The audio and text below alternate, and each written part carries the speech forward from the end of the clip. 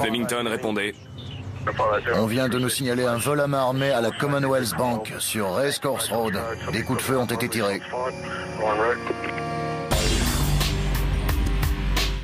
Bonjour, je suis heureux de vous retrouver pour cette nouvelle enquête impossible et je vous remercie pour votre fidélité. En Australie, un vol à main armée est commis toutes les minutes et demie. Et, comme partout ailleurs, enquêteurs et experts scientifiques s'attachent au moindre indice pour traquer leurs auteurs. Dans l'affaire qui nous préoccupe, la brigade de répression du banditisme va déployer toutes ses ressources pour mettre hors d'état de nuire 2 braqueurs redoutables. Et contre toute attente, les gangsters vont largement contribuer à assurer le succès de leur enquête.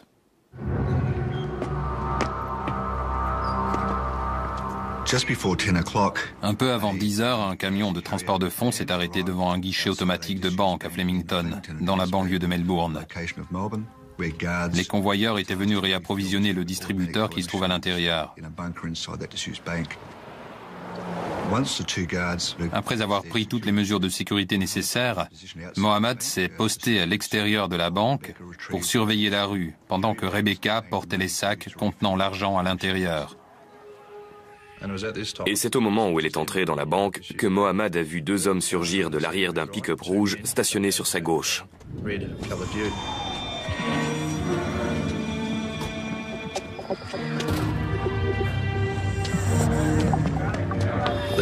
Les 2 hommes étaient armés et portaient des cagoules.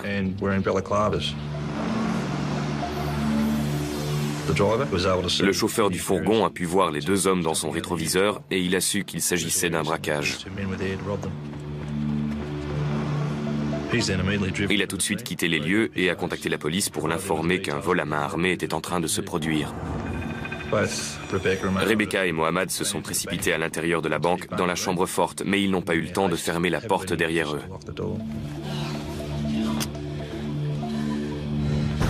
Donne-moi le fric! Un des voleurs a ouvert la porte. Donne-moi l'argent, je te dis! Le premier coup de feu a été tiré par l'un des malfaiteurs. File le fric! Il a menacé les 2 convoyeurs pour qu'ils lui donnent l'argent qui se trouvait dans les sacs à l'intérieur de la chambre forte. Mohammad et Rebecca ont fait feu pour se protéger.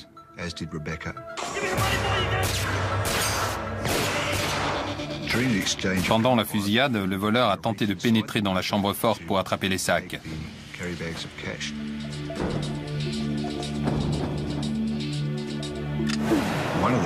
L'une des balles est passée si près de la tête de Mohammad qu'il a pu sentir la chaleur du projectile qui fusait.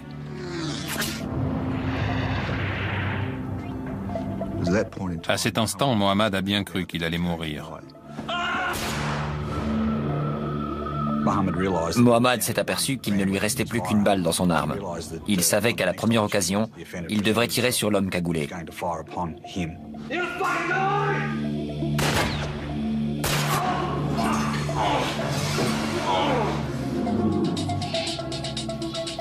Il y a eu un silence dans la banque et Mohammad en a profité pour recharger son arme.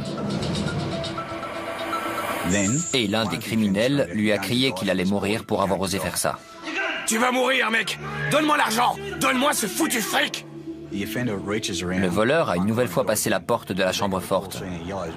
Rebecca se souvient avoir vu un gant jaune agripper la lanière du sac contenant l'argent. Elle a visé et tiré sur l'agresseur. Elle a cru l'avoir touché. Il y a eu une courte pause et les convoyeurs ont compris que les 2 hommes étaient partis.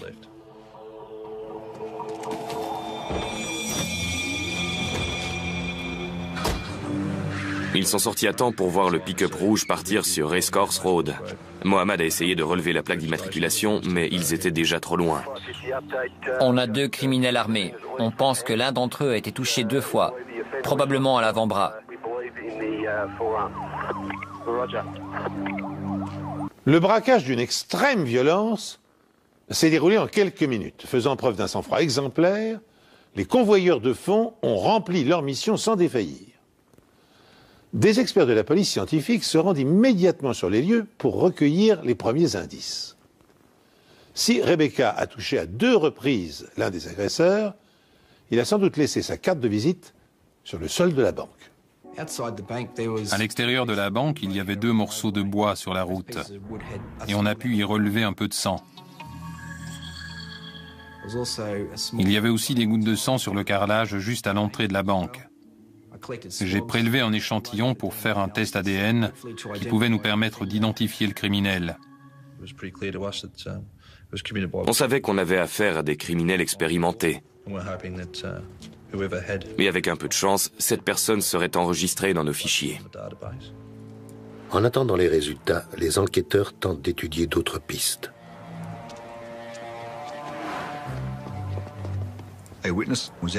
Un témoin passait à vélo sur Racecourse Road au moment du braquage.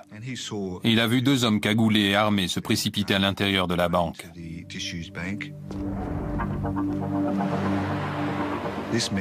L'homme a cru qu'ils étaient en train de tourner un film et a voulu y jeter un œil. Il a traversé la rue et a essayé de regarder à travers la vitre pour voir ce qu'il se passait. Malheureusement, le reflet sur la vitre ne lui a pas permis de voir ce qu'il se passait à l'intérieur, mais il a entendu plusieurs coups de feu. Et à ce moment-là, il ne savait plus si c'était un film ou un vrai braquage.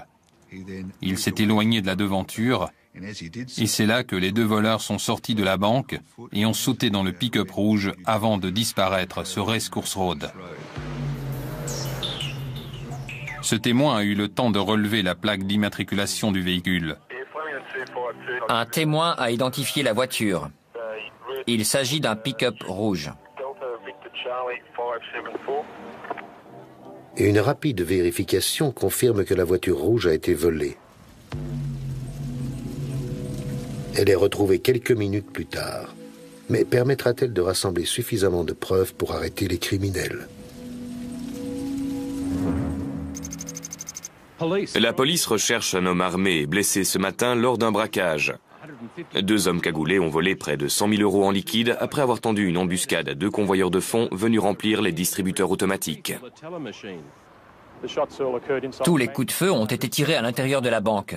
Aucun passant n'aurait pu être touché, mais c'était une tentative très risquée de la part des criminels. J'ai été contacté par les techniciens de scène de crime pour une affaire de fusillade et de vol à main armée à Flemington. Quand je suis arrivé sur place, c'était un véritable carnage à l'intérieur. Il y avait 14 impacts de balles dans la banque. Et compte tenu des marques laissées par les balles, de la position des deux convoyeurs et de celle des deux criminels, on en a conclu que le convoyeur avait tiré 6 balles, que sa collègue en avait tiré 4 et que 4 autres balles provenaient de l'arme du criminel. 2 dans le sol en béton et 2 autres dans la chambre forte. L'une a touché le distributeur et l'autre s'est enfoncée dans le mur, juste au-dessus de la tête du convoyeur. Lorsque les techniciens médico-légaux entreprennent de ramasser les douilles et les balles, ils ont la surprise de constater que 16 tirs ont été échangés à l'intérieur de la banque. Ce qui laisse 2 tirs inexpliqués. Il est possible que ces 2 balles aient touché l'un des 2 criminels et qu'elles soient restées dans le corps, à moins de l'avoir traversé et d'être resté coincé dans les vêtements. Le criminel blessé qui a laissé des gouttes de sang derrière lui s'est enfui avec son complice dans le pick-up rouge qui vient d'être retrouvé.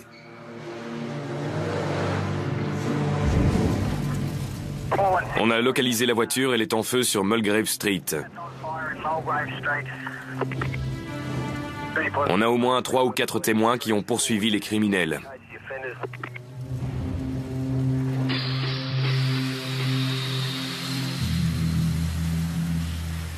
Quand on est arrivé sur Mulgrave Street, un témoin est venu nous dire qu'il passait sur Racecourse Road au moment du braquage.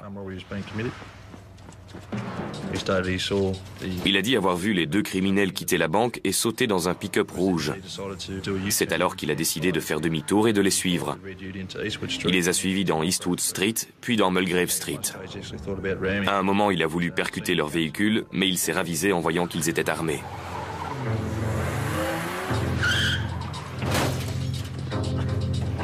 Il a vu la voiture percuter de plein fouet une barrière et le plus grand des deux hommes sortir de l'arrière du pick-up. L'autre homme a retiré sa cagoule, mais le témoin était trop loin pour pouvoir faire une description détaillée de son visage. Ensuite, il a vu le plus petit des deux verser un liquide sur la voiture avant d'y mettre le feu.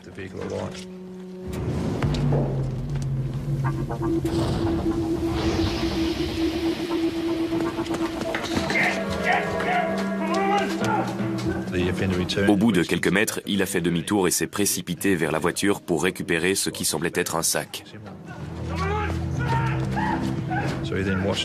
Il a ensuite vu cet homme courir avec un bras en feu et essayer de l'éteindre avec l'autre main.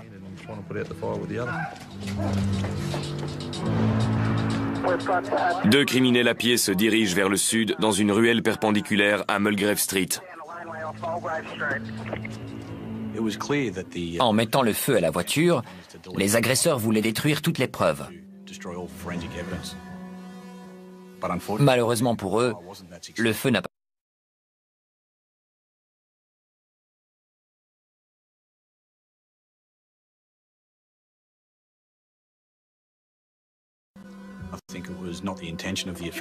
Je ne crois pas que le criminel avait l'intention de laisser son arme à l'intérieur, mais il a paniqué et la blessure de l'un d'entre eux les a déstabilisés.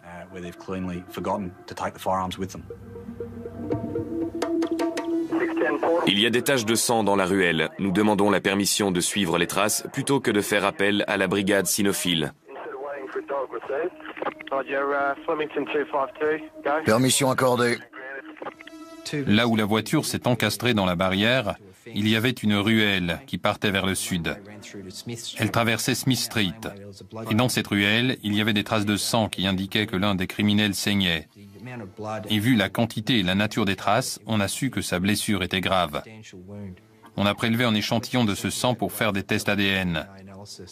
Les traces de sang se sont mystérieusement interrompues dans Smith Street, ce qui voulait dire qu'ils avaient pris la fuite dans un autre véhicule. Il y a une mare de sang, il semblerait qu'ils se soient arrêtés quelques secondes avant de voler une autre voiture. Le jour du braquage, on a été contacté par la brigade criminelle.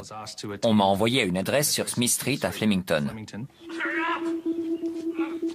Un témoin avait vu les deux criminels courir dans une ruelle et monter dans une voiture garée juste devant chez elle. J'ai une description basique des deux hommes. L'un d'entre eux fait environ 1,85 m. Elle m'a dit avoir vu deux hommes. L'un d'entre eux portait une cagoule. L'autre était à découvert et elle a pu voir son visage. L'autre fait environ 1,73 m de corpulence moyenne. Il approcherait de la quarantaine et serait brun aux cheveux courts. Je lui ai posé des questions pour faire un portrait robot de cet homme qui ne portait pas de cagoule. On a reproduit son visage à la manière d'un puzzle. On commence avec les parties les plus caractéristiques du visage, celles dont peut se souvenir le témoin, que ce soit la coiffure, la forme de la mâchoire. Ensuite, on essaie de rassembler les pièces du puzzle pour aboutir à un visage complet. La création d'un portrait robot par ordinateur est un travail délicat qui peut prendre quelques heures ou une journée entière. Or, les enquêteurs travaillent dans l'urgence, il est essentiel pour eux de rassembler le maximum d'informations avant que les braqueurs n'aient le temps de disparaître et de se terrer dans un abri. C'est pourquoi ils concentrent toute leur attention sur le deuxième élément dont ils disposent, la plaque d'immatriculation du second véhicule relevée par un témoin oculaire. À toutes les unités, on a la description du second véhicule volé. La plaque d'immatriculation est OVV 442. Il s'agirait d'un break blanc des années 80, mais les informations correspondraient à une berline de 83 provenant d'un garage de Benalla. On a commencé à se demander si les plaques avaient été volées, parce que toutes les informations qu'on obtenait étaient fausses. Ça nous a conduit à faire des recherches plus poussées et à trouver des variantes de la plaque d'immatriculation avec les chiffres et les lettres qu'on nous avait fournis. C'est comme ça qu'on a obtenu des informations sur un break qui avait été volé dans la région de Middle Park environ 3 semaines auparavant et dont la plaque était QVV 442.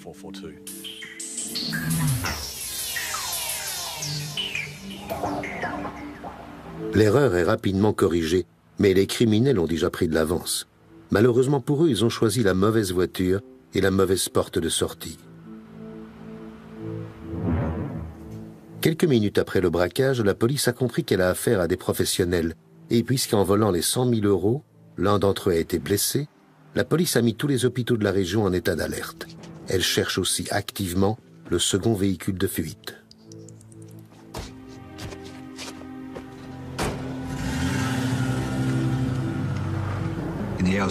Dans les heures qui ont suivi le braquage, on a émis un avis de recherche pour le break immatriculé QVV 442. L'une des pistes susceptibles de nous fournir des informations était le nouveau système de péage de Melbourne.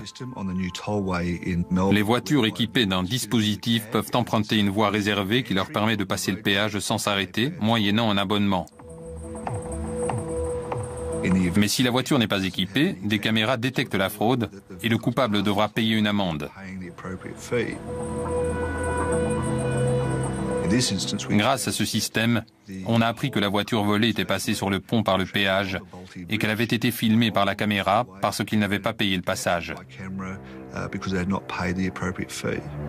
10 minutes après le braquage, les gangsters franchissent le péage de l'autoroute à la sortie de Melbourne, ce qui leur donne accès à de nombreuses banlieues où ils peuvent se cacher.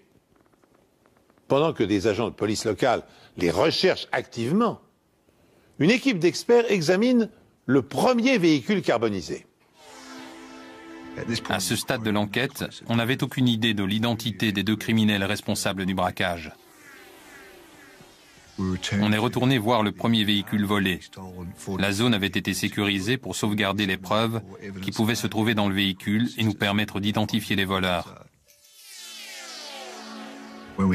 En examinant la voiture, on a trouvé une corde et une paire de gants que le voleur portait probablement au moment du braquage.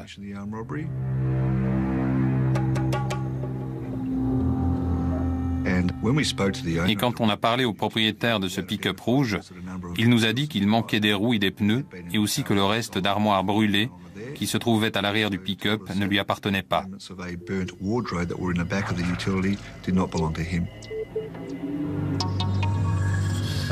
On a réinterrogé les gens du quartier où la voiture avait été volée. Et on n'a rien trouvé qui puisse nous éclairer sur l'identité des criminels. Mais les armes retrouvées à l'arrière du pick-up leur offrent une piste solide. Environ une semaine après le braquage, la balistique nous a contactés et nous a donné des informations sur les 3 armes à feu retrouvées sur Mulgrave Street avec le pick-up. Ils nous ont dit que 2 d'entre elles, le fusil de calibre 12 et celui de calibre 22, avaient le numéro de série effacé. En revanche, ils avaient réussi à relever le numéro du revolver et avaient découvert qu'il avait été utilisé au cours d'un braquage en janvier 2001. Soit 5 semaines seulement avant l'attaque de la banque à Flemington. Les convoyeurs et les clients de la banque ont été obligés de se coucher sur le sol sous la menace d'une arme quand les voleurs se sont emparés d'un camion blindé à Toorak. Le braquage a été commis de la même façon, dans le sens où les 2 convoyeurs étaient sur le point de réapprovisionner un distributeur de Toorak quand ils ont été pris en embuscade par 2 voleurs armés. Ils ont été contraints de se coucher sur le sol et les criminels en ont profité pour leur voler une arme, ainsi que l'argent destiné au distributeur. Quand on a découvert que le revolver utilisé dans le braquage de Flemington avait été volé à un convoyeur lors du précédent braquage, on a su qu'on avait affaire à des criminels qui avaient au moins commis 2 actes de ce genre.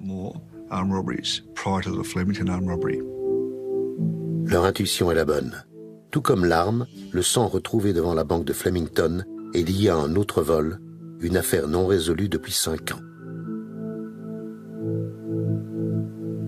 Il s'agissait d'un cambriolage pendant lequel les 2 criminels avaient pénétré dans un centre commercial après sa fermeture.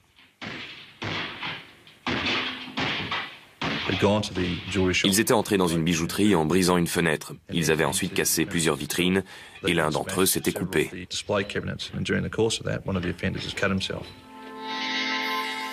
Et sur le terrain, les enquêteurs responsables de l'affaire ont relevé un échantillon de sang. Le cambriolage de la bijouterie avait été parfaitement préparé et exécuté. Et plus de 32 000 € de bijoux avaient été volés. Le problème est que même si les enquêteurs savent que le sang retrouvé à la bijouterie et celui de Flemington appartiennent à la même personne, aucun criminel n'est ressorti du fichier ADN. La bonne nouvelle, c'est que maintenant le portrait robot est terminé. On a transmis le portrait robot ainsi que les détails du braquage à toutes les polices de Victoria, ainsi qu'à tous ceux qui s'occupent des affaires de braquage dans toute l'Australie.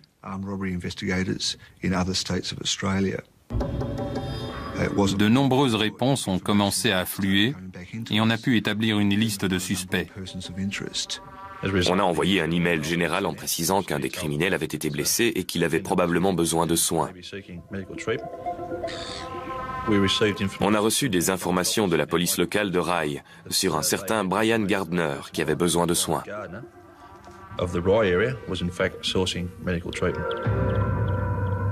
Brian Gardner était connu de la brigade de répression du banditisme, même s'il se limitait généralement à des cambriolages et à des petits délits.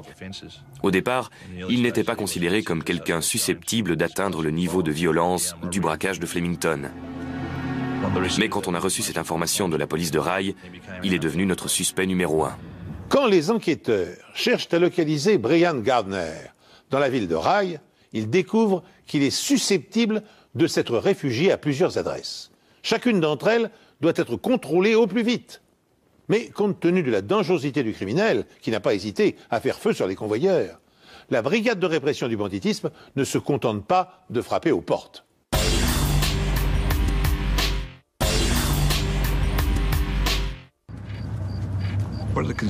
La brigade savait qu'elle recherchait un homme probablement armé, désespéré et blessé, et susceptible d'utiliser une arme pour ne pas se faire prendre.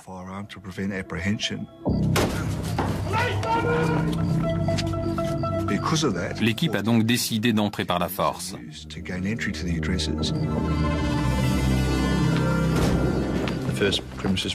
La première maison qu'on a fouillée était inoccupée. Et dans les 2 heures qui ont suivi, on a pénétré dans plusieurs autres maisons, sans succès. On a retrouvé Gardner nulle part. Le suspect a-t-il eu le temps de s'enfuir? A-t-il su que la police allait débarquer? À moins que la police n'ait été mal renseignée.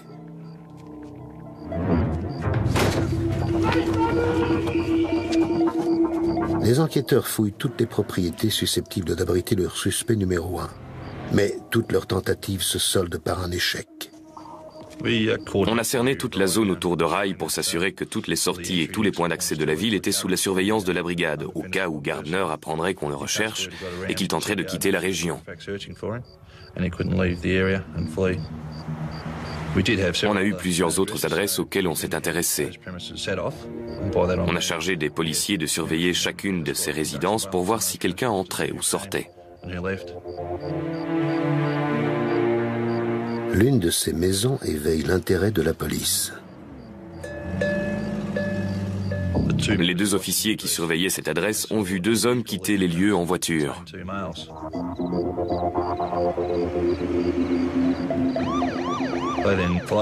Ils ont décidé de les suivre pour les intercepter quelques kilomètres plus loin. Ils ont ensuite demandé aux occupants de la voiture de sortir de leur véhicule. Ils les ont menacés de leurs armes, sachant que l'un de ces 2 hommes pouvait bien être Brian Gardner et qu'il était probablement armé.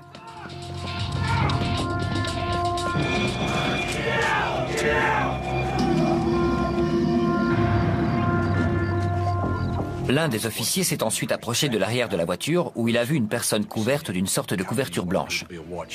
Il lui a également ordonné de sortir de la voiture, mais apparemment, il ne pouvait pas. Quand il a été une nouvelle fois menacé, le suspect a répondu qu'il ne pouvait pas bouger le bras. L'agent a identifié cette personne comme étant Brian Gardner. On avait enfin notre homme. Ils l'ont donc immobilisé avant de vérifier s'il était armé. Mais ils n'ont trouvé aucune arme. À ce stade, ils ont constaté que son bras droit était en écharpe et que son bras gauche était entièrement bandé. Ils l'ont sorti du véhicule et mis en état d'arrestation. Quand ils lui ont demandé comment il s'était blessé, il a répondu qu'on lui avait tiré dans le bras gauche, mais que la balle était ressortie. Il avait aussi pris une balle dans le bras droit, mais la balle avait dû y rester et lui casser l'os. Il leur a dit qu'il n'avait aucun plan quant à la façon de se soigner et qu'il espérait que ça se cicatriserait tout seul. Brian Gardner a immédiatement été conduit au Frankston Hospital, accompagné de 2 membres de la brigade criminelle. Pendant son hospitalisation, il a avoué aux enquêteurs avoir été blessé par un agent de sécurité, mais il n'a rien dit sur le braquage, ni sur l'endroit où se trouvait l'argent, ni sur l'identité de son complice. On était donc reparti à zéro et on avait besoin de preuves scientifiques pour le relier au crime. Les enquêteurs ont obtenu un échantillon de sang de Brian Gardner, ce qui devait permettre d'établir un profil ADN et découvrir si c'était bien lui qui avait laissé son sang à Flemington. Brian Gardner subit une opération au cours de laquelle une balle lui est retirée, mais elle a été entièrement déformée sous l'impact et ne pourra donc pas être utilisée comme pièce à conviction.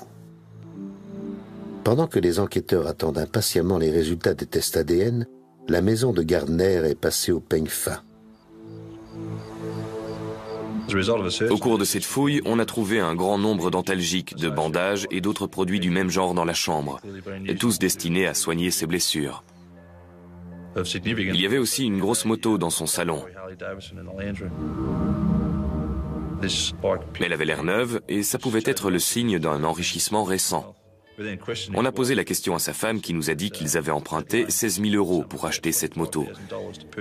Vu le contexte, on a trouvé ça plutôt bizarre. On a parlé à l'ancien propriétaire de la moto qui nous a fourni un certain nombre d'informations. Il nous a dit que Gardner était venu chez lui pour acheter la moto 2 semaines environ avant le braquage.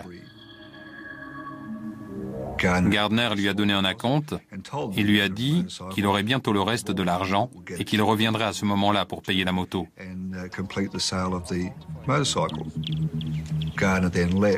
Et puis Gardner est reparti. 2 jours après le braquage, la femme de Gardner est allée chez le propriétaire de la moto pour payer les 16 000 € qu'il restait à verser.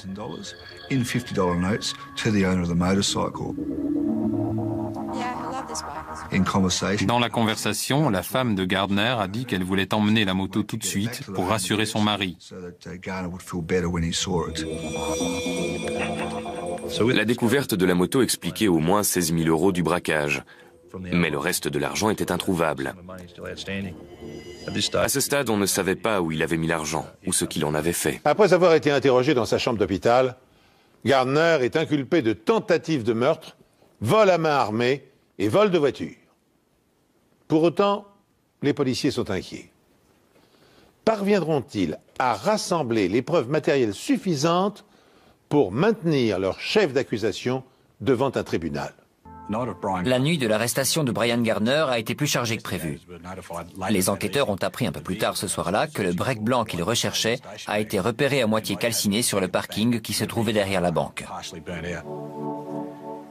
Ce véhicule ne pouvait pas avoir été abandonné à cet endroit avant cette nuit-là parce que la zone était constamment surveillée. C'est une zone très fréquentée où la police patrouille régulièrement.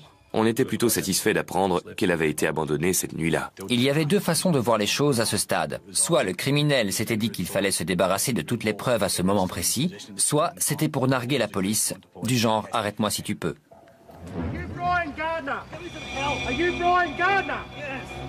Brian Gardner, lui, est sous surveillance permanente à l'hôpital.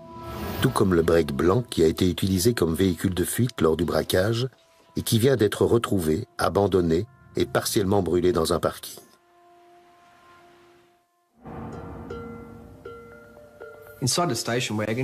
À l'intérieur du break, on a retrouvé des pneus et des planches de bois.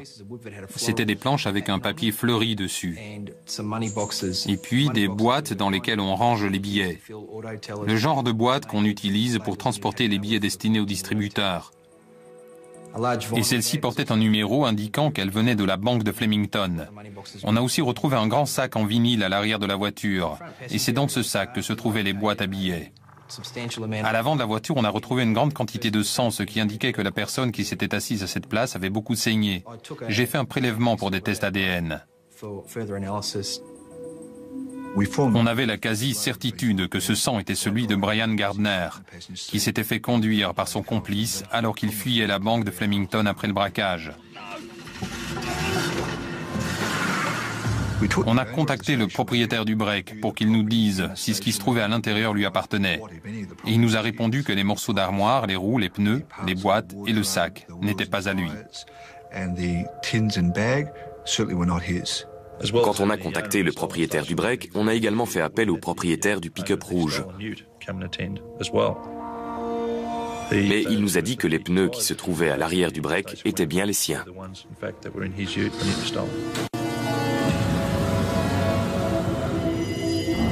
Avec cet incendie manqué, la police a désormais un lien entre les deux véhicules.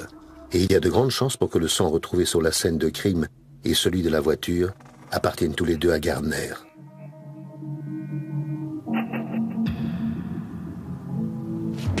Mais pour le moment, la police n'a aucun indice sur l'identité de son complice. On n'avait aucune idée de l'identité du complice. On a procédé par élimination à partir d'une liste de personnes qu'on avait interrogées, jusqu'à ce qu'on reçoive un coup de téléphone du commissariat d'Altona. Une personne du nom de Michael Coates s'était présentée au poste de police en disant que la brigade de répression du banditisme voulait lui parler au sujet d'un braquage à Flemington. On a trouvé ça bizarre. Pourquoi quelqu'un se présenterait-il au commissariat sans savoir ce qu'il s'était passé à Flemington? C'était vraiment très étrange et il fallait absolument qu'on étudie cette piste. Une fois au commissariat d'Altona, j'ai remarqué que Michael Coates ressemblait beaucoup à la description et au portrait robot du témoin de Flemington. Michael Coates a été placé en état d'arrestation au cas où les aveux qu'il ferait puissent être utilisés au cours d'un procès. Je vais vous interroger au sujet d'un braquage à main armée. Mais avant de poursuivre, je dois vous dire que vous avez le droit de garder le silence et que tout ce que vous direz pourra être retenu contre vous. Vous comprenez ? Oui. Pendant l'interrogatoire de Michael Coates, j'ai tout de suite demandé pourquoi il s'était présenté à la police. Et il a dit qu'il avait lu un article de journal à propos d'un homme qui avait été blessé au cours d'un braquage à Flemington.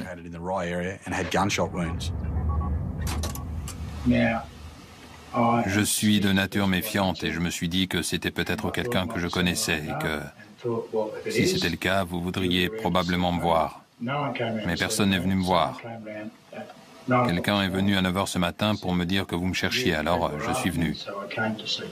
Cette personne était un agent de police ? Non. Ok, on n'est pas là pour jouer aux devinettes, alors on aimerait bien comprendre. La personne du journal, c'était qui d'après vous ? Sans commentaire. Ok Michael, j'aimerais qu'on parle des raisons de votre arrestation. Le 25 janvier 2002, il y a eu un vol à main armée au guichet automatique de la banque de Flemington. Qu'est-ce que vous pouvez me dire là-dessus ? Sans commentaire. Êtes-vous impliqué dans ce braquage ? Sans commentaire. Connaissez-vous quelqu'un susceptible d'être mêlé à ce braquage ? Sans commentaire. Vous avez l'intention de répondre sans commentaire à toutes nos questions concernant ce braquage ? Exact. J'étais un peu déconcerté par cet homme qui s'était lui-même présenté à la police disant qu'il voulait nous parler et répondre à nos questions pour ensuite se servir de son droit de garder le silence. Je ne comprenais pas pourquoi cet homme s'était présenté pour ensuite jouer au chat et à la souris. C'était vraiment bizarre. Je vais continuer avec des questions relatives aux procédures scientifiques. On lui a demandé s'il pouvait nous montrer son bras pour voir si on pouvait trouver un indice qui correspondait au bras en feu du second suspect. Quand il a remonté sa manche, on a relevé une marque de brûlure qui pouvait correspondre avec l'incident dont le second braqueur avait été victime quand il est retourné chercher le sac dans le pick-up en feu. Il nous a dit qu'il s'était brûlé en réparant sa moto. On a demandé à un officier de la police scientifique de venir examiner la blessure et il nous a dit qu'elle avait été causée par une brûlure récente. Je n'arrive pas à croire que Michael Coates ait pu être assez stupide pour se présenter de lui-même. Il correspondait au portrait robot et il avait une blessure susceptible d'être la brûlure du deuxième suspect. Les inspecteurs se trouvent face à une situation extravagante. Si Michael Coates est le second braqueur recherché par toutes les polices d'Australie, pourquoi s'est-il présenté spontanément au commissariat? Et pourquoi, une fois s'être mis dans la gueule du loup, refuse-t-il obstinément de répondre aux questions. Les traces de brûlure qu'il porte au bras semblent le désigner comme étant le complice de Brian Gardner, qui de son côté a avoué avoir été blessé lors d'une fusillade, mais qui nie toujours son implication dans le hold-up.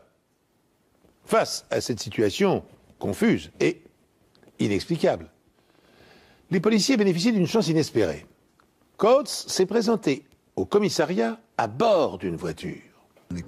Michael Coates m'a aussi donné les clés de sa voiture et quand je l'ai fouillé, j'ai trouvé un bail de location dans la boîte à gants. Il correspondait à une adresse sur Locke Street, à Yarraville.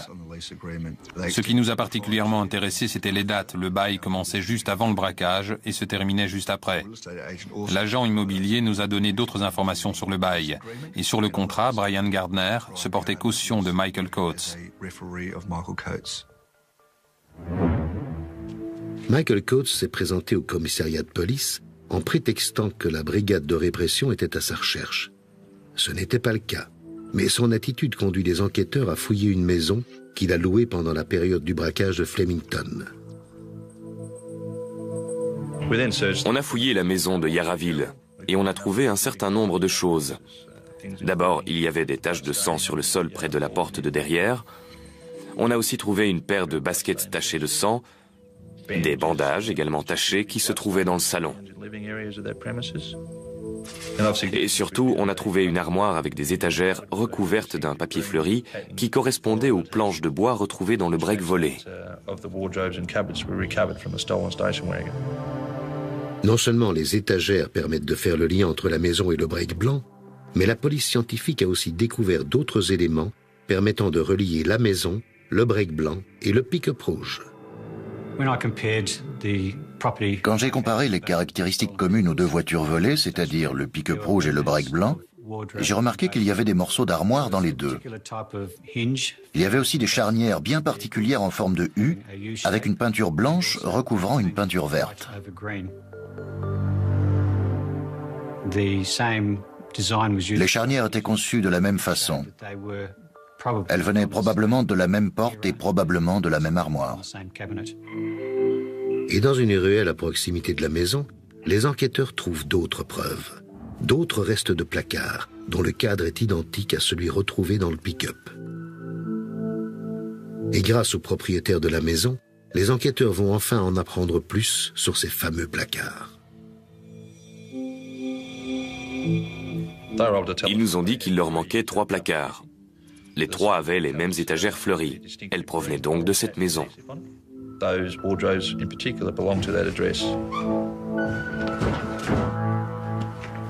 Au moment du vol, la maison était louée par Michael Coates. Tout concordait.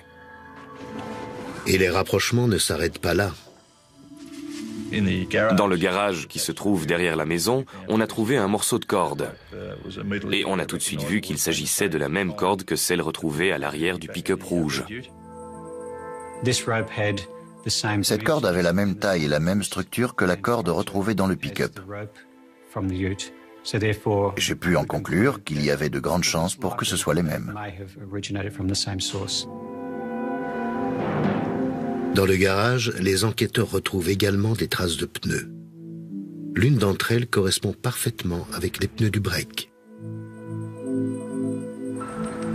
Mais cette voiture n'est pas le seul véhicule relié à la maison louée par Coates. Des membres de la brigade de répression du banditisme ont interrogé tous les habitants de Locke Street et ils ont pu trouver quelques témoins. L'un d'entre eux a repéré une berline jaune moutarde garée devant la propriété au moment où a eu lieu le braquage de Flemington. Il a également vu un homme prendre dans le coffre ce qui ressemblait à un étui de fusil avant de l'emmener à l'intérieur de la maison. Mais la description de cette personne ne correspondait pas à Brian Gardner. Et on a appris que Brian Gardner avait eu une voiture du même modèle et de la même couleur. En poursuivant nos recherches autour de Locke Street, on a trouvé un cabinet médical. Et on a découvert que Michael Coates s'y était rendu plusieurs fois après le braquage.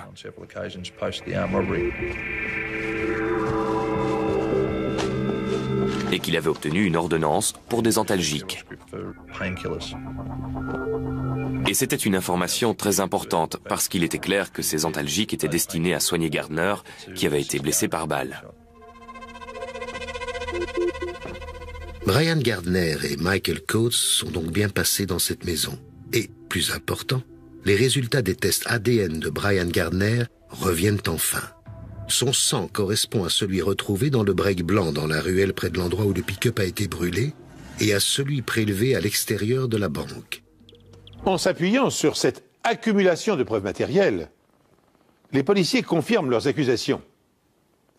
En attendant de comparaître devant une cour, Brian Gardner est maintenu en garde à vue pour vol à main armée et tentative de meurtre sur 2 convoyeurs de fonds. Son ADN en établit la preuve formelle. En revanche, Michael Coates ne peut être accusé que de complicité. Mais les enquêteurs sont loin d'avoir dit leur dernier mot. Une fois qu'on a obtenu toutes les preuves relevées à Locke Street, on s'est ensuite adressé aux témoins qui avaient vu le criminel sans sa cagoule. On lui a montré une série de photos sur lesquelles elle a été capable de l'identifier. Michael Coates était bien la personne qu'elle avait vue dans la ruelle le jour du braquage. On avait donc des preuves suffisantes pour accuser Michael de vol à main armée.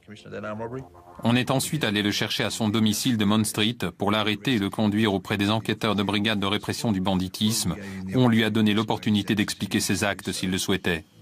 Ok Michael, on sait que vous et Brian Gardner êtes allés à la banque de Flemington où vous avez été confrontés à 2 convoyeurs de fonds venus réapprovisionner les distributeurs. Qu'est-ce que vous avez à dire là-dessus? Ce n'était pas moi. On sait qu'à la suite de ce braquage, une certaine somme, environ 100 000 euros, a été volée. Vous avez quelque chose à dire? Je ne sais pas de quoi vous parlez. À ce moment-là, on vous a également vu fuir avec Gardner, dans un pick-up volé. Il était rouge et il était garé à côté de la banque. L'immatriculation est DVC 574. Vous avez quelque chose à dire à ce sujet? Ce n'était pas moi. Le braquage était parfaitement préparé et parfaitement exécuté, jusqu'à ce que Gardner se fasse tirer dessus. À partir de là, les choses ont mal tourné. La fuite ne s'est pas passée comme prévu. Ils ont eu un accident avec le pick-up, ils y ont mis le feu et ont laissé leurs armes à l'intérieur. Ils avaient même laissé l'argent et Michael Coates s'est brûlé en essayant de le récupérer. Ça a carrément viré au cauchemar. Ils n'avaient pas de deuxième véhicule sous la main, il fallait qu'ils improvisent. Rien ne s'est passé comme prévu à partir du moment où ils ont quitté la banque. On a pu inculper Michael Coates pour vol à main armée, tentative de meurtre et le vol des 2 voitures utilisées pour fuir avec les 100 000 euros de la banque. Il a donc été placé en détention provisoire avec son complice Brian Gardner. Vous avez quelque chose à dire concernant les accusations portées contre vous? Sans commentaire. Vous avez d'autres déclarations à faire concernant cette affaire? Non. Je ne comprends vraiment pas pourquoi Michael Coates s'est présenté au commissariat d'Altona. On a plusieurs théories là-dessus. Il a peut-être eu le culot de croire que même si on découvrait la vérité, on n'aurait pas les preuves suffisantes pour le condamner. J'avoue que je me pose encore la question, mais là où il est maintenant, je crois qu'il va avoir le temps d'y penser et de s'apercevoir que ça a été sa plus grosse erreur. Au procès, les 2 hommes plaident non coupables pour la tentative de meurtre. Mais contrairement à son complice, Brian Gardner plaide coupable pour le vol à main armée et le vol de voiture. Ils sont condamnés pour ces 2 chefs d'accusation. Curieusement, à défaut de preuves balistiques, ils parviennent à se faire acquitter de la tentative de meurtre sur les convoyeurs. Gardner a été condamné à une peine de 8 ans de prison contre 7 ans pour Coates. Mais le cabinet du procureur de l'État de Victoria a fait appel et leurs peines ont été alourdies à 11 ans de prison ferme sans remise de peine avant 8 ans. Coates et Gardner ne pourront pas espérer sortir de prison avant 2010. Gardner a également été condamné pour l'affaire du cambriolage de la bijouterie dans laquelle il a plaidé coupable. Et pour ça, il a pris 1 an de plus. Mais malheureusement, on n'a pas pu rassembler assez de preuves pour le braquage de Toorak et l'enquête est encore en cours. Les 2 convoyeurs de fonds qui se sont retrouvés au milieu du braquage de la banque de Flemington ont quitté leur travail. Brian Gardner le responsable de leur traumatisme en portera la cicatrice sur son bras droit. Il ne pourra probablement plus jamais conduire une moto. Le reste de l'argent n'a jamais été retrouvé. Préparé comme une mécanique parfaitement huilée, le hold-up a bien failli se dérouler comme les gangsters l'avaient prévu. Mais c'était sans compter sur le courage de Mohammad et Rebecca, les convoyeurs de fonds. En blessant Gardner, ils ont fait déraper l'opération. Les traces de sang, la récupération de l'épave de la première voiture volée, les armes et les objets divers ont conduit les policiers à l'arrestation de Brian Gardner. Par ailleurs, la réaction de Michael Coates demeure un mystère. Pourquoi? Mais pourquoi s'est-il livré spontanément? Pourquoi a-t-il pris le risque de se faire arrêter? Provocation? Désir de narguer la police? Besoin de savoir si son complice l'avait dénoncé? Depuis des années, aucune explication satisfaisante n'a répondu à ces questions. Et c'est sur cette énigme que se termine cette émission. Je vous remercie de l'avoir suivi et je vous donne rendez-vous prochainement sur cette antenne, bien sûr, pour une nouvelle enquête impossible.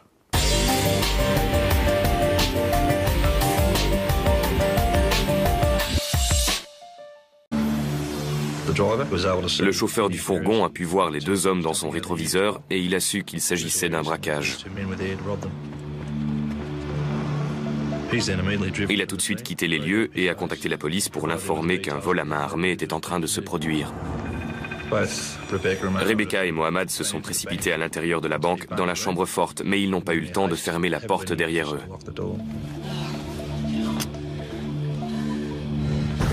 Donne-moi le fric!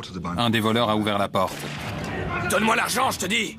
Le premier coup de feu a été tiré par l'un des malfaiteurs. File le fric! Il a menacé les deux convoyeurs pour qu'ils lui donnent l'argent qui se trouvait dans les sacs à l'intérieur de la chambre forte. Mohammad et Rebecca ont fait feu pour se protéger.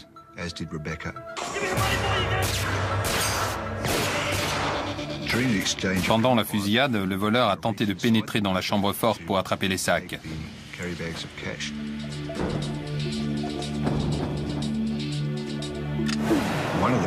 L'une des balles est passée si près de la tête de Mohammad qu'il a pu sentir la chaleur du projectile qui fusait.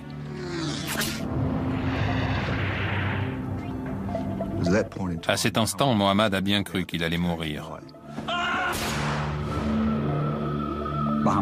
Mohammad s'est aperçu qu'il ne lui restait plus qu'une balle dans son arme. Il savait qu'à la première occasion, il devrait tirer sur l'homme cagoulé.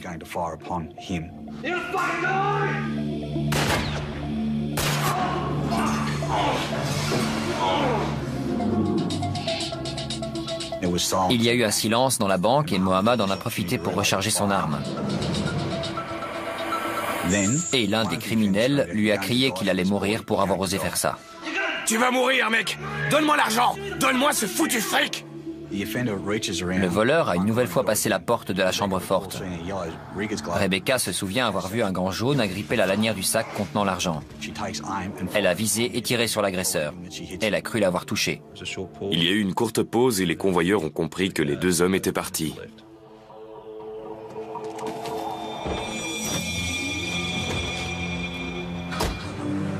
Ils sont sortis à temps pour voir le pick-up rouge partir sur Racecourse Road. Mohammad a essayé de relever la plaque d'immatriculation, mais ils étaient déjà trop loin. On a deux criminels armés. On pense que l'un d'entre eux a été touché 2 fois, probablement à l'avant-bras. Le braquage d'une extrême violence s'est déroulé en quelques minutes. Faisant preuve d'un sang-froid exemplaire, les convoyeurs de fonds ont rempli leur mission sans défaillir. Des experts de la police scientifique se rendent immédiatement sur les lieux pour recueillir les premiers indices. Si Rebecca a touché à 2 reprises l'un des agresseurs, il a sans doute laissé... Environ 1,85 m. Elle m'a dit avoir vu 2 hommes. L'un d'entre eux portait une cagoule. L'autre était à découvert et elle a pu voir son visage. L'autre fait environ 1,73 m de corpulence moyenne. Il approcherait de la quarantaine et serait brun aux cheveux courts. Je lui ai posé des questions pour faire un portrait robot de cet homme qui ne portait pas de cagoule. On a reproduit son visage à la manière d'un puzzle. On commence avec les parties les plus caractéristiques du visage, celles dont peut se souvenir le témoin, que ce soit la coiffure, la forme de la mâchoire. Ensuite, on essaie de rassembler les pièces du puzzle pour aboutir à un visage complet.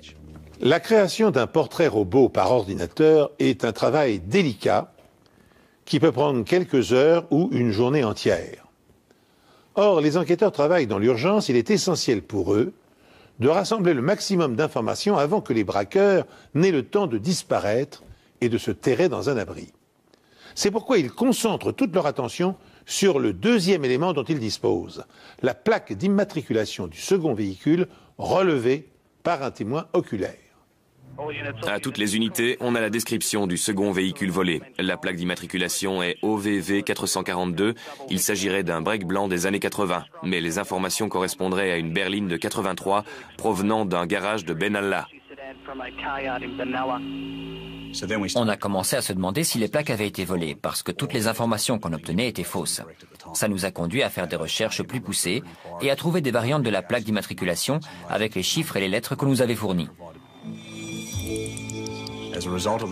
C'est comme ça qu'on a obtenu des informations sur un break qui avait été volé dans la région de Middle Park environ 3 semaines auparavant et dont la plaque était QVV 442.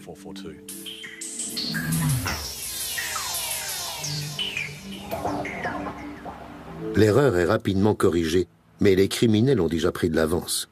Malheureusement pour eux, ils ont choisi la mauvaise voiture et la mauvaise porte de sortie. Quelques minutes après le braquage, la police a compris qu'elle a affaire à des professionnels. Et puisqu'en volant les 100 000 euros, l'un d'entre eux a été blessé, la police a mis tous les hôpitaux de la région en état d'alerte. Elle cherche aussi activement le second véhicule de fuite.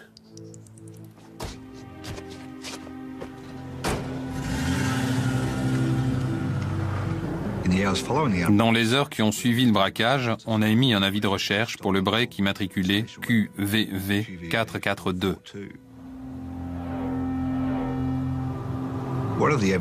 L'une des pistes susceptibles de nous fournir des informations était le nouveau système de péage de Melbourne. C'était trop loin pour pouvoir faire une description détaillée de son visage. Ensuite, il a vu le plus petit des deux verser un liquide sur la voiture avant d'y mettre le feu.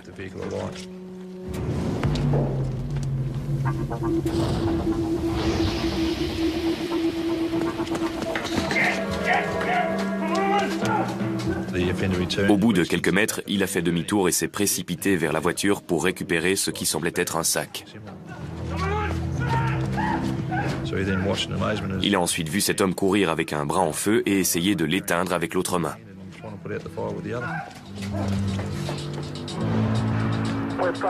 Deux criminels à pied se dirigent vers le sud dans une ruelle perpendiculaire à Mulgrave Street. En mettant le feu à la voiture, les agresseurs voulaient détruire toutes les preuves. Malheureusement pour eux, le feu n'a pas...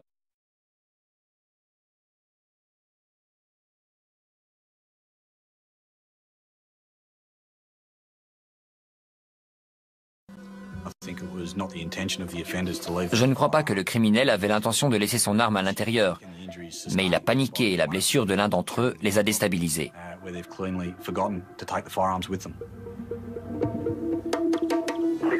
Il y a des taches de sang dans la ruelle. Nous demandons la permission de suivre les traces plutôt que de faire appel à la brigade cynophile. Permission accordée. Là où la voiture s'est encastrée dans la barrière, il y avait une ruelle qui partait vers le sud. Elle traversait Smith Street. Et dans cette ruelle, il y avait des traces de sang qui indiquaient que l'un des criminels saignait. Et vu la quantité et la nature des traces, on a su que sa blessure était grave. On a prélevé un échantillon de ce sang pour faire des tests ADN. Les traces de sang se sont mystérieusement interrompues dans Smith Street, ce qui voulait dire qu'ils avaient pris la fuite dans un autre véhicule. Il y a une mare de sang, il semblerait qu'ils se soient arrêtés quelques secondes avant de voler une autre voiture. Le jour du braquage, on a été contacté par la brigade criminelle. On m'a envoyé à une adresse sur Smith Street à Flemington. Un témoin avait vu les deux criminels courir dans une ruelle et monter dans une voiture garée juste devant chez elle. J'ai une description basique des deux hommes. L'un d'entre eux fait environ 1,85 m. Elle m'a dit avoir vu deux hommes. L'un d'entre eux portait une cagoule. L'autre était à découvert et elle a pu voir son visage. L'autre fait environ 1,73 m de corpulence moyenne. Il approcherait de la quarantaine et serait brun aux cheveux courts. Ils nous ont dit qu'il leur manquait 3 placards. Les 3 avaient les mêmes étagères fleuries. Elles provenaient donc de cette maison.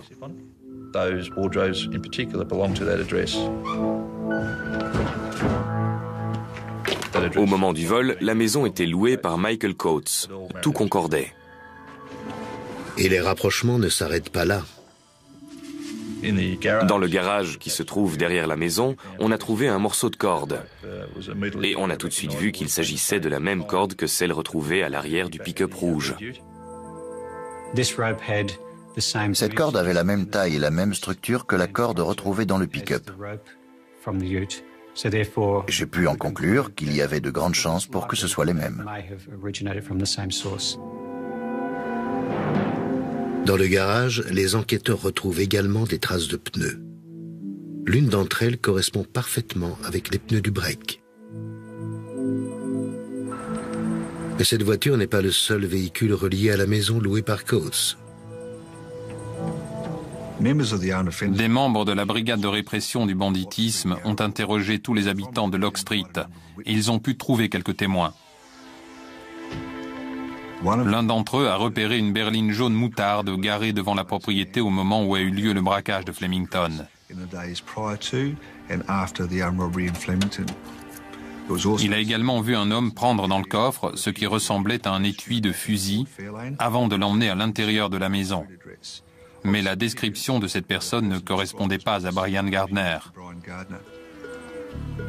Et on a appris que Brian Gardner avait eu une voiture du même modèle et de la même couleur.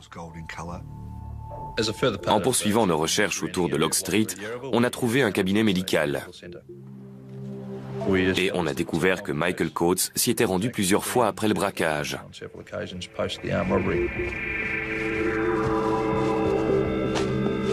Et qu'il avait obtenu une ordonnance pour des antalgiques. Et c'était une information très importante parce qu'il était clair que ces antalgiques étaient destinés à soigner Gardner, qui avait été blessé par balle. Brian Gardner et Michael Coates sont donc bien passés dans cette maison. Et, plus important, les résultats des tests ADN de Brian Gardner reviennent enfin. Son sang correspond à celui retrouvé dans le break blanc dans la ruelle près de l'endroit où le pick-up a été brûlé et à celui prélevé à l'extérieur de la banque. En s'appuyant sur cette accumulation de preuves matérielles, les policiers confirment leurs accusations. En attendant de comparaître devant une cour, Brian Gardner est maintenu en garde à vue pour vol à main armée et tentative de meurtre. De l'identifier.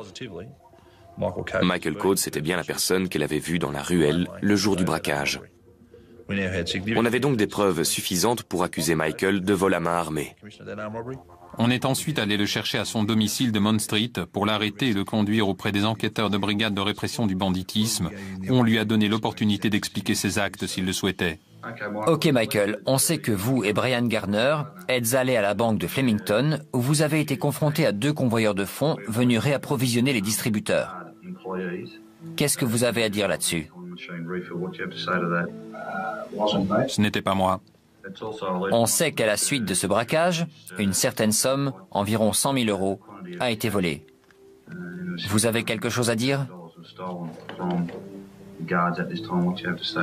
Je ne sais pas de quoi vous parlez. À ce moment-là, on vous a également vu fuir avec Gardner, dans un pick-up volé. Il était rouge et il était garé à côté de la banque. L'immatriculation est DVC 574. Vous avez quelque chose à dire à ce sujet? Ce n'était pas moi. Le braquage était parfaitement préparé et parfaitement exécuté, jusqu'à ce que Gardner se fasse tirer dessus. À partir de là, les choses ont mal tourné.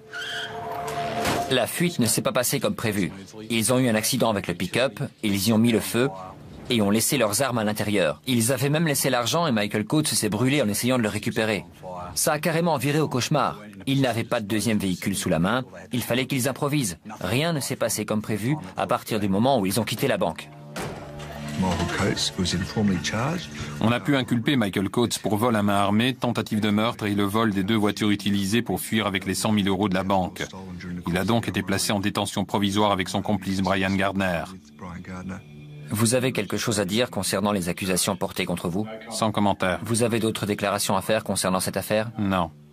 Je ne comprends vraiment pas pourquoi Michael Coates s'est présenté au commissariat d'Altona. On a plusieurs théories là-dessus. Il a peut-être eu le culot de croire que même si on découvrait la vérité, on n'aurait pas les preuves suffisantes pour le condamner. J'avoue que je me pose encore la question, mais là où il est maintenant, je crois qu'il va avoir le temps d'y penser et de s'apercevoir que ça a été sa plus grosse erreur.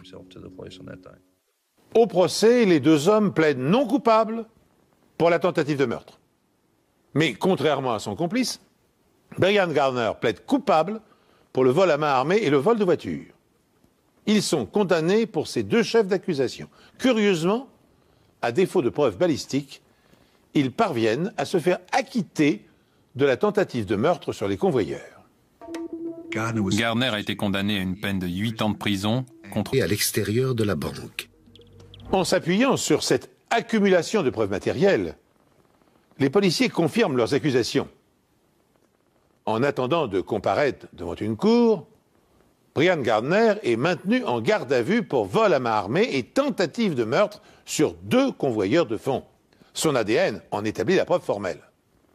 En revanche, Michael Coates ne peut être accusé que de complicité.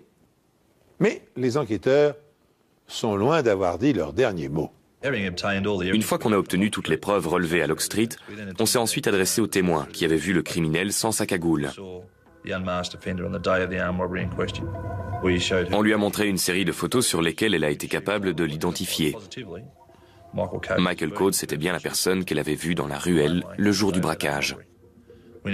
On avait donc des preuves suffisantes pour accuser Michael de vol à main armée. On est ensuite allé le chercher à son domicile de Mount Street pour l'arrêter et le conduire auprès des enquêteurs de brigade de répression du banditisme, où on lui a donné l'opportunité d'expliquer ses actes s'il le souhaitait. Ok Michael, on sait que vous et Brian Gardner êtes allés à la banque de Flemington, où vous avez été confrontés à 2 convoyeurs de fonds venus réapprovisionner les distributeurs. Qu'est-ce que vous avez à dire là-dessus? Ce n'était pas moi. On sait qu'à la suite de ce braquage, une certaine somme, environ 100 000 €, a été volée. Vous avez quelque chose à dire? Je ne sais pas de quoi vous parlez. À ce moment-là, on vous a également vu fuir avec Gardner, dans un pick-up volé. Il était rouge et il était garé à côté de la banque. L'immatriculation est DVC 574. Vous avez quelque chose à dire à ce sujet? Ce n'était pas moi. Le braquage était parfaitement préparé et parfaitement exécuté, jusqu'à ce que Gardner se fasse tirer dessus. À partir de là, les choses ont mal tourné. La fuite ne s'est pas passée comme prévu. Ils ont eu un accident avec le pick-up, ils y ont mis le feu et ont laissé leurs armes à l'intérieur. Ils avaient même laissé l'argent et Michael Coates s'est brûlé en essayant de le récupérer. Ça a carrément viré au cauchemar. Ils n'avaient pas de deuxième véhicule sous la main, il fallait qu'ils improvisent. Rien ne s'est passé comme prévu à partir du moment où ils ont quitté la banque. On a pu inculper Michael Coates pour vol à main armée, tentative de meurtre et le vol des 2 voitures utilisées pour fuir avec les 100 000 € de la banque. Il a donc été placé en détention provisoire avec son complice Brian Gardner. Vous avez quelque chose à dire concernant les accusations portées contre vous? Sans commentaire. Vous avez d'autres déclarations à faire concernant cette affaire? Non. Je ne comprends vraiment pas pourquoi Michael Coates s'est présenté au commissariat d'Altona. On a plusieurs théories là-dessus. Il a peut-être eu le culot de croire... Jean, je te dis! Le premier coup de feu a été tiré par l'un des malfaiteurs. File le fric! Il a menacé les 2 convoyeurs pour qu'ils lui donnent l'argent qui se trouvait dans les sacs à l'intérieur de la chambre forte. Mohamed et Rebecca ont fait feu pour se protéger.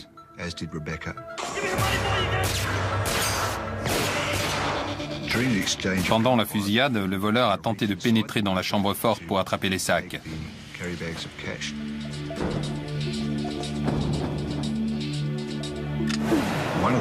L'une des balles est passée si près de la tête de Mohammad qu'il a pu sentir la chaleur du projectile qui fusait.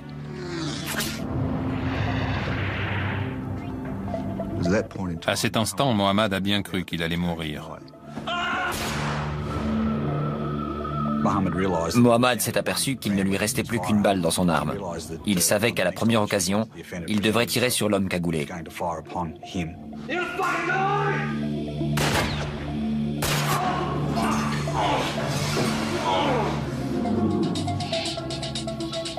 Il y a eu un silence dans la banque et Mohammad en a profité pour recharger son arme.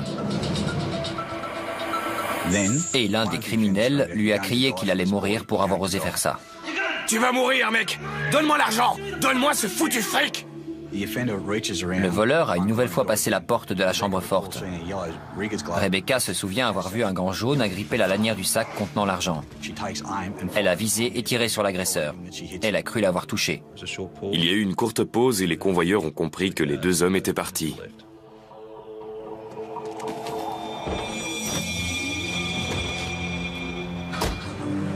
Ils sont sortis à temps pour voir le pick-up rouge partir sur Racecourse Road.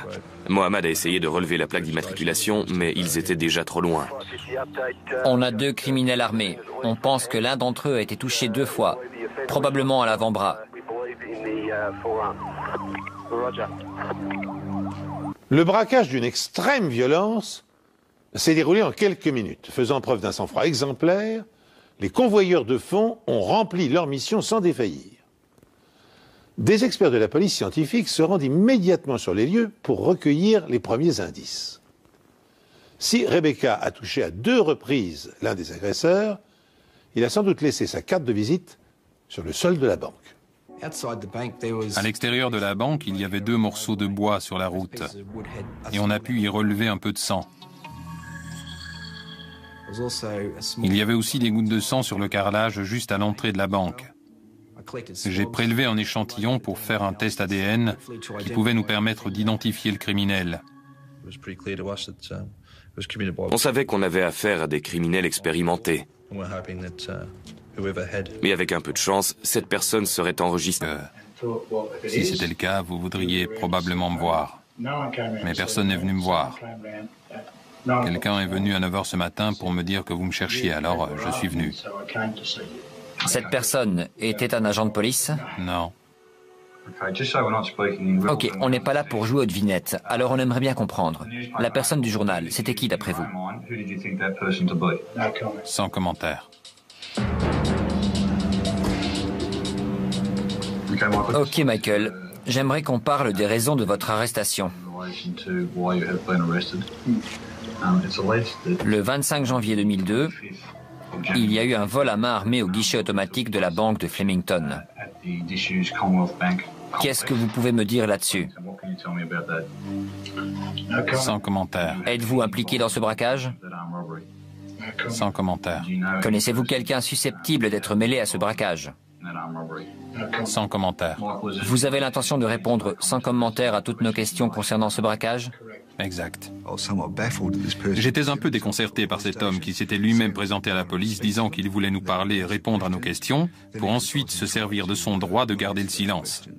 Je ne comprenais pas pourquoi cet homme s'était présenté pour ensuite jouer au chat et à la souris. C'était vraiment bizarre. Je vais continuer avec des questions relatives aux procédures scientifiques. On lui a demandé s'il pouvait nous montrer son bras pour voir si on pouvait trouver un indice qui correspondait au bras en feu du second suspect. Quand il a remonté sa manche, on a relevé une marque de brûlure qui pouvait correspondre avec l'incident dont le second braqueur avait été victime quand il est retourné chercher le sac dans le pick-up en feu. Il nous a dit qu'il s'était brûlé en réparant sa moto.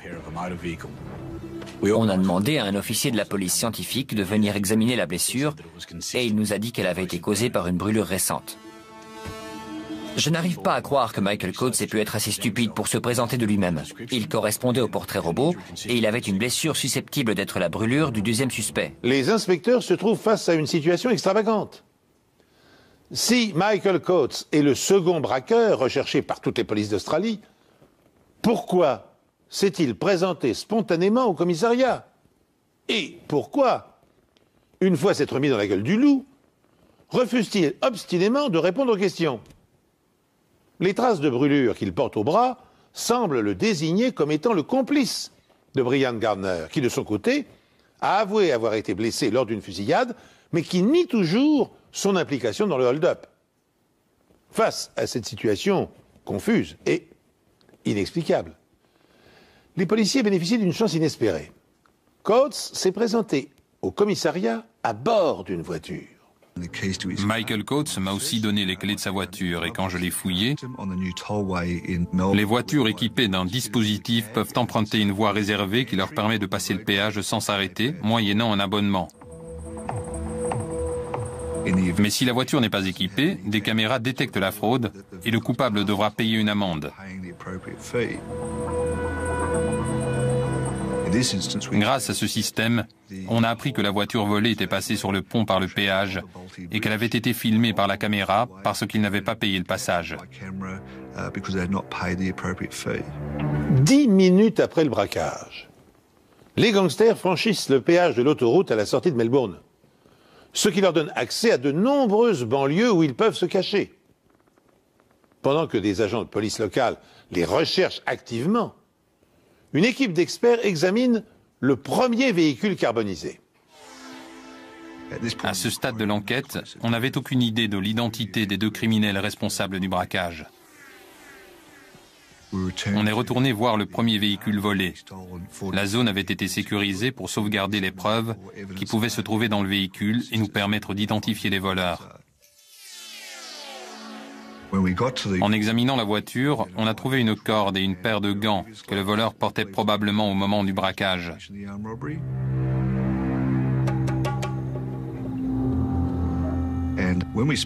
Et quand on a parlé au propriétaire de ce pick-up rouge, il nous a dit qu'il manquait des roues et des pneus et aussi que le reste d'armoire brûlée qui se trouvait à l'arrière du pick-up ne lui appartenait pas.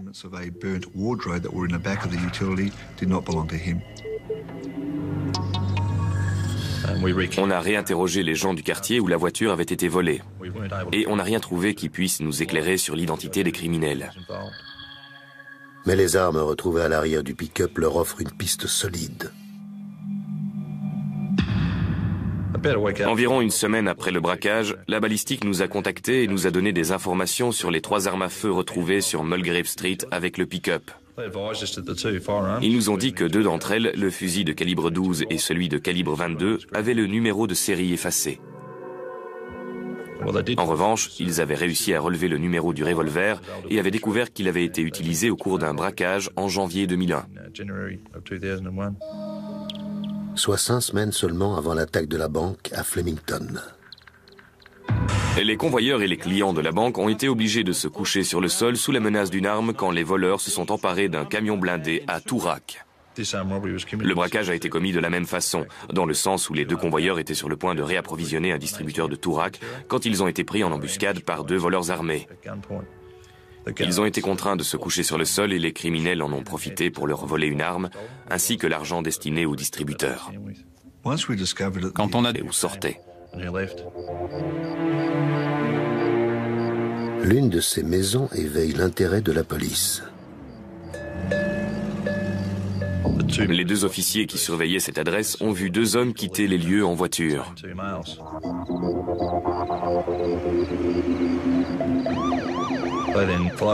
Ils ont décidé de les suivre pour les intercepter quelques kilomètres plus loin. Ils ont ensuite demandé aux occupants de la voiture de sortir de leur véhicule. Ils les ont menacés de leurs armes, sachant que l'un de ces 2 hommes pouvait bien être Brian Gardner et qu'il était probablement armé.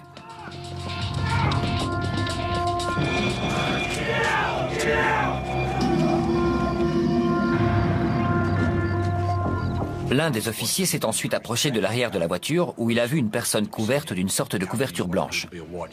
Il lui a également ordonné de sortir de la voiture, mais apparemment, il ne pouvait pas.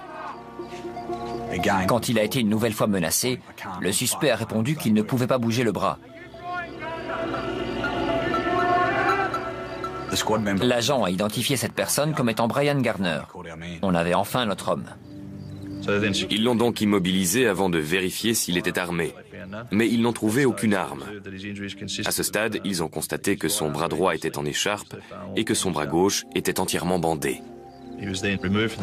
Ils l'ont sorti du véhicule et mis en état d'arrestation. Quand ils lui ont demandé comment il s'était blessé, il a répondu qu'on lui avait tiré dans le bras gauche, mais que la balle était ressortie. Il avait aussi pris une balle dans le bras droit, mais la balle avait dû y rester et lui casser l'os. Il leur a dit qu'il n'avait aucun plan quant à la façon de se soigner et qu'il espérait que ça se cicatriserait tout seul. Brian Gardner a immédiatement été conduit au Frankston Hospital, accompagné de 2 membres de la brigade criminelle. Pendant son hospitalisation, il a avoué aux enquêteurs avoir été blessé par un agent de sécurité, mais il n'a rien dit sur le braquage, ni sur l'endroit où se trouvait l'argent, ni sur l'identité de son complice. On était donc reparti à zéro et on avait besoin de preuves scientifiques pour le relier au crime. Les enquêteurs ont obtenu un échantillon de sang de Brian Gardner, ce qui devait permettre d'établir un profil ADN et découvrir si c'était bien lui qui avait laissé son sang à Flemington. Brian Gardner subit une opération au cours de laquelle une balle lui est retirée, mais elle a été entièrement déformée sous l'impact et ne pourra donc pas être utilisée comme pièce à conviction. Pendant que les enquêteurs attendent impatiemment les résultats des tests ADN, la maison de Gardner est passée au peigne fin. Au cours de... Dans les heures qui ont suivi le braquage, on a émis un avis de recherche pour le break immatriculé QVV 442.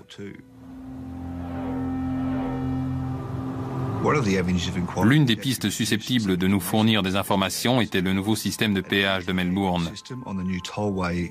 Les voitures équipées d'un dispositif peuvent emprunter une voie réservée qui leur permet de passer le péage sans s'arrêter, moyennant un abonnement. Mais si la voiture n'est pas équipée, des caméras détectent la fraude et le coupable devra payer une amende. Grâce à ce système, on a appris que la voiture volée était passée sur le pont par le péage et qu'elle avait été filmée par la caméra parce qu'il n'avait pas payé le passage. 10 minutes après le braquage, les gangsters franchissent le péage de l'autoroute à la sortie de Melbourne, ce qui leur donne accès à de nombreuses banlieues où ils peuvent se cacher. Pendant que des agents de police locale les recherchent activement, une équipe d'experts examine le premier véhicule carbonisé. À ce stade de l'enquête, on n'avait aucune idée de l'identité des 2 criminels responsables du braquage. On est retourné voir le premier véhicule volé. La zone avait été sécurisée pour sauvegarder les preuves qui pouvaient se trouver dans le véhicule et nous permettre d'identifier les voleurs. En examinant la voiture, on a trouvé une corde et une paire de gants que le voleur portait probablement au moment du braquage.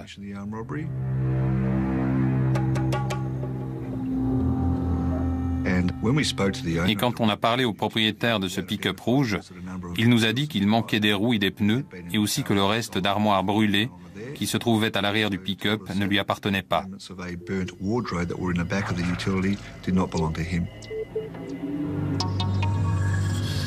On a réinterrogé les gens du quartier où la voiture avait été volée. Et on n'a rien trouvé qui puisse nous éclairer sur l'identité des criminels. Mais les armes retrouvées à l'arrière du pick-up leur offrent une piste solide. Environ une semaine après le braquage, la balistique nous a contactés et nous a donné des informations sur les 3 armes à feu retrouvées sur Mulgrave Street avec le pick-up. Ils nous ont dit que 2 d'entre elles, le fusil de calibre 12 et celui de calibre 22, avaient le numéro de série effacé. En revanche, ils avaient réussi à relever le numéro du revolver et avaient découvert qu'il avait été utilisé au cours d'un braquage en janvier 2001. Soit 5 semaines seulement avant l'attaque de la banque à Flemington. Les convoyeurs et les clients de la banque ont été obligés de se coucher sur le sol sous la menace d'une arme quand les voleurs se sont emparés d'un camion blindé à Toorak. Le braquage